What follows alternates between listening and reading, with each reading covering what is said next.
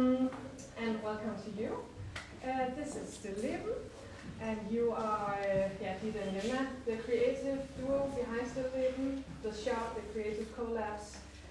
You do like a lot of different projects, and you have also done the project Color with us. And today we're going to talk about Colorscapes, how disruptive color philosophies create table setting dynamics. So we're going to talk about the colors, the effects, and a lot of other things. First, I'd like to tell you a little bit about Rombe and Rombe color. So the white tableware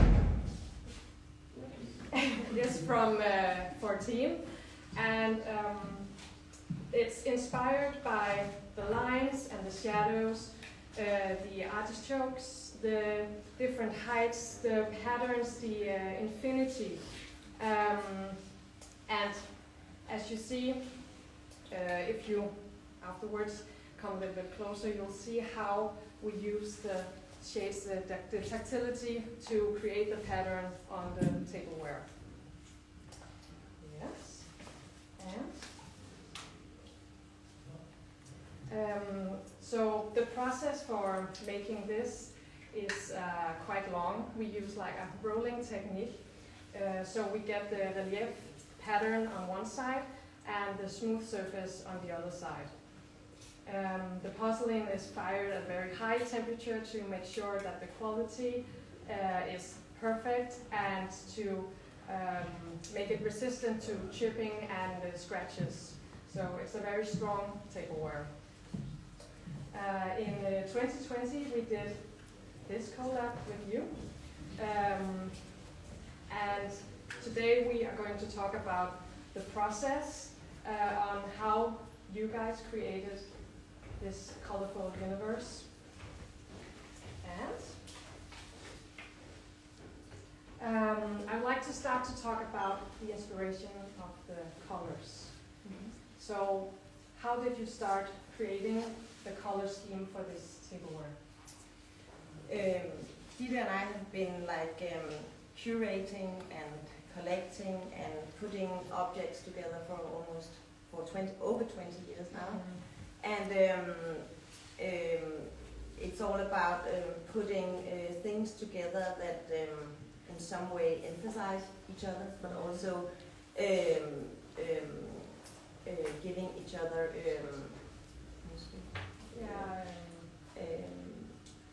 challenging each other also. And it's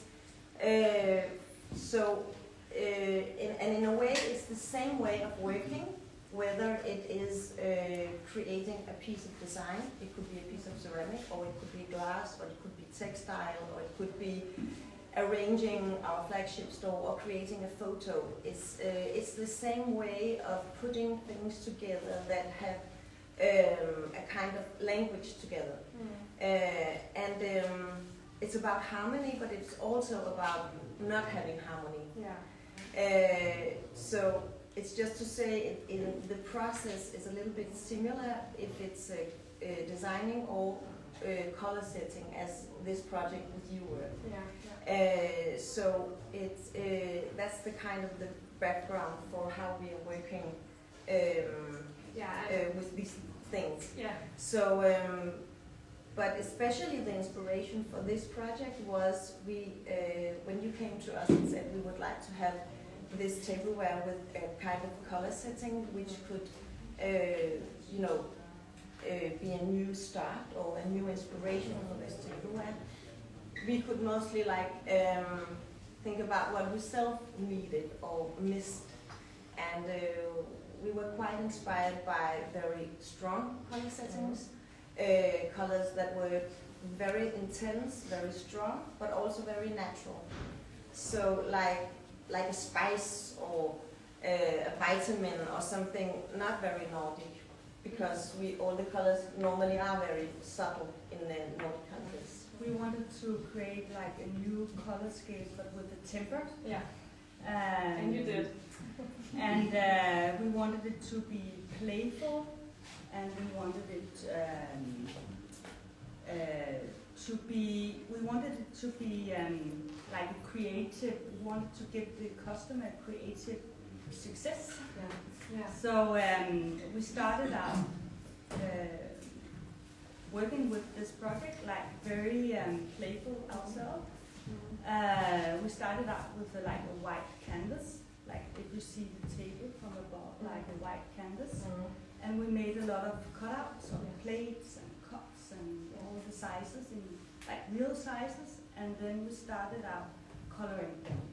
And then we put it up like, so how would it look like if you had, if you're going to pasta with a side dish, or, and you know, all these different pictures you create when you, for instance, if you have 6 of this plate, you're having dinner, a dinner plate, and then you have this plate above, create a new picture, and then you might have this blue bowl with salad, and then you have one picture.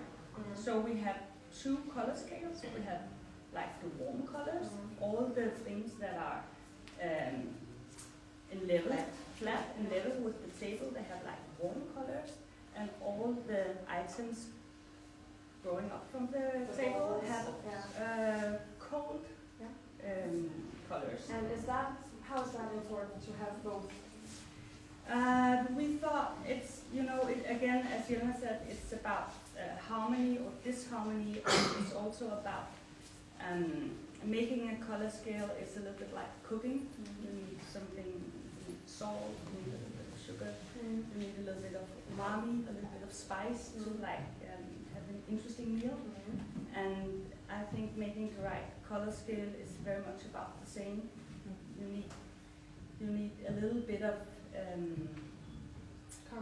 contrast to make the right harmony or interesting harmony, or maybe not harmony. It's also, we wanted all the colors to be friends, but also we wanted them sometimes like to be friends but still provoke each other a little bit, because then you see each other more clearly, or you know, if you're not just like on the same in the same mood, or what can I say? So it's so that was like an exercise to see, can this and this be friends, and can this one and this one be friends, but could I also put this one and this one? And then some of the combinations are like, ooh, can I do that? But then at the end it's like, yeah, you can do that, and it just creates something that you maybe haven't seen in a while. But it's you know, it's it gives some kind of it nurtures your fantasy and your creativity, and we also wanted to give that possibility for customers. I saw yesterday, I went around, we saw an exhibition yesterday where there was a quote embroidered on a napkin from Ray and Charles Eames saying, every time I lay a table, I'm designing. So, and I get that feeling also myself. If you like tableware and you like cooking, creating the table, it's like designing a painting or a picture. You can have that feeling, oh, I want this ball I bought there, this material, I want it together with this porcelain thing. So it's about, you can feel this creativity, and also we wanted to give the customers that feeling, or that playful feeling when they set the table. Yeah, and you also told me that the tableware can inspire people to do more cooking or do more styling. I really think when I use these things at home, for instance this one, this dish or this salad bowl, you can just feel, oh, now I want to arrange it, I want to have a yellow pumpkin, and I want to have some pink grenade seeds and some parsley or something green, so you get this color. It stimulates your imagination, I think, and I think that's a very good thing if a tableware can do that. Okay, so if we go back and talk a little bit more about the colors.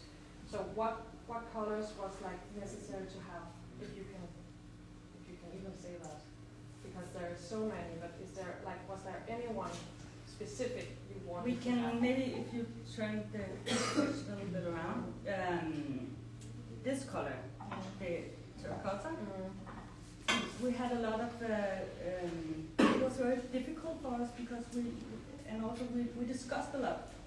Should we print this color? Because would people buy it? Is it too brown? But it became very necessary for the whole scale, because if you take it away, you have suddenly, it's just not that interesting. Yeah. Yeah. So it's really important for the color scale to have this earth color to clinch with the blue and the green, and so it's. The talk is also about the dynamic on the table. Yeah. So I think that part is really necessary. And also sometimes maybe you don't really love brown, but when you put it together with the green, you just love it. Yeah. And so you create something new. Yeah. I think that's the interesting part about it. Maybe it's not just one color, but it's a color combination that you love. Yeah. And that's the playful thing about this collection, that you can like experience new combinations all the time.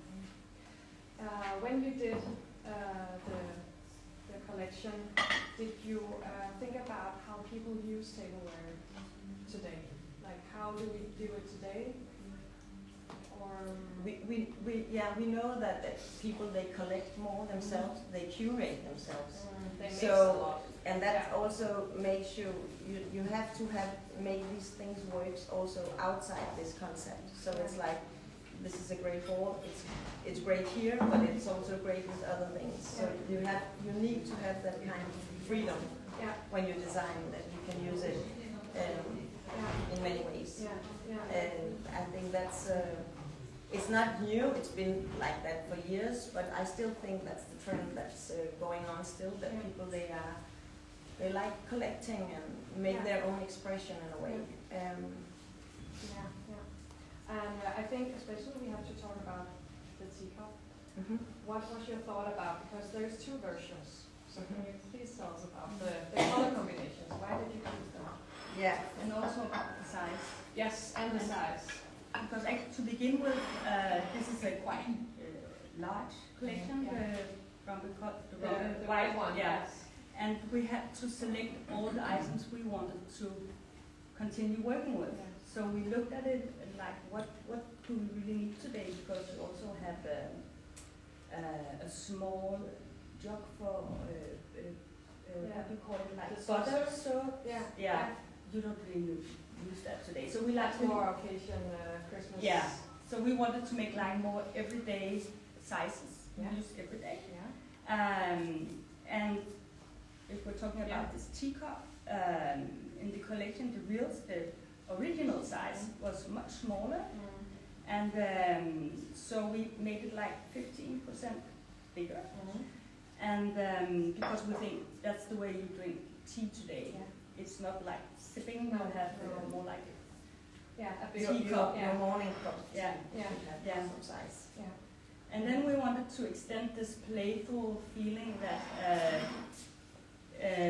so you get the set, but we like forced you to combine it, because so we are selling it. It's being sold in boxes like this and this, because we chose that you cannot have the same color for the cup and the undercup, because that was like just boring. We thought you need to make this concept clear that you have to mix, and then you can, of course, if you have both, then you can mix at home and make your own combinations. And then, of course, this is. And also these are also cakes. We made it a little bit bigger than normally, also because it's almost like a little tray. You can a little tray, or you can have a little cake, or you can use it as a cake plate when you don't use it as a. I think it's a good way of seeing this kind of old underplate, or what you're calling it, that it can have more functions. Side dish. Side dish, I would love to talk a little bit more about the colors and how you chose them. Can you please tell a little bit more about the process of making this? Because you were talking about having like a plain surface, and then you were playing with your different colors and the different sizes. We made like, practically we made like paper cutouts, like of circles of balls and plates, and we put them on the floor. And we painted them in all kinds of colors, and then we like put them together. So it was like making a painting. oh, we need something, wow, what about this strong blue dot, it can go there. So it was like, it was very abstract. In a way it was quite abstract, and it really was like painting. And then we did a lot of different, nuances, because we were also talking about how will this go with food? Is it a nice color for all kinds of food? Because that's very important. So did you try to have some food also in your process to match colors with real food, or in our imagination? In our imagination, we were like, okay, would I put my pasta on this, or would I eat my my rye bread for lunch on this? And so we had these kind of discussions because we wanted it to be beautiful with the food in, because that's what's important about it. This we call the artichoke dish like this, because we thought the purple would be so beautiful with green. I don't know if that's how the customer use it. And this we really thought would be very good with pasta. This green color. So we had this. You had an idea of the food. And this for salad, like big blue and green. So we thought it to the end, and for cake, of course, the pink color. And this is more if you want to use it every day. It should be suitable for fish and for meat and also some of the colors for the inspiration. We talked also about paintings and salt paintings and color books from different artists, and some of the colors also have some references that is important to have with. For instance, this blue one has a lot of references both in art but also in porcelain. For decoration, this blue color in some way is a kind of iconic color for tableware, I would say, so it's important. Also, of course, all blue colors have that role when it comes to porcelain and tableware. But also the brown is a way, because it has this terracotta feeling, so it's an iconic clay color in a way.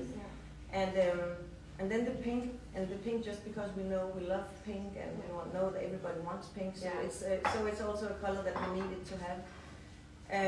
So the colors have different roles in a way. And you told me that color is your language. So, I mean, that explains it a lot here. Can you explain more? Again, it's like Jelena said, that's the same if we arrange our store or we make color scale. Is this about harmony, about putting colors together that makes us, or shapes that tells you a story or gives you a feeling, or that provoke each other, so you see this shape because of this shape is the same as you see this color because it's together with this color. So you always think about the whole story should give meaning somehow, or we should.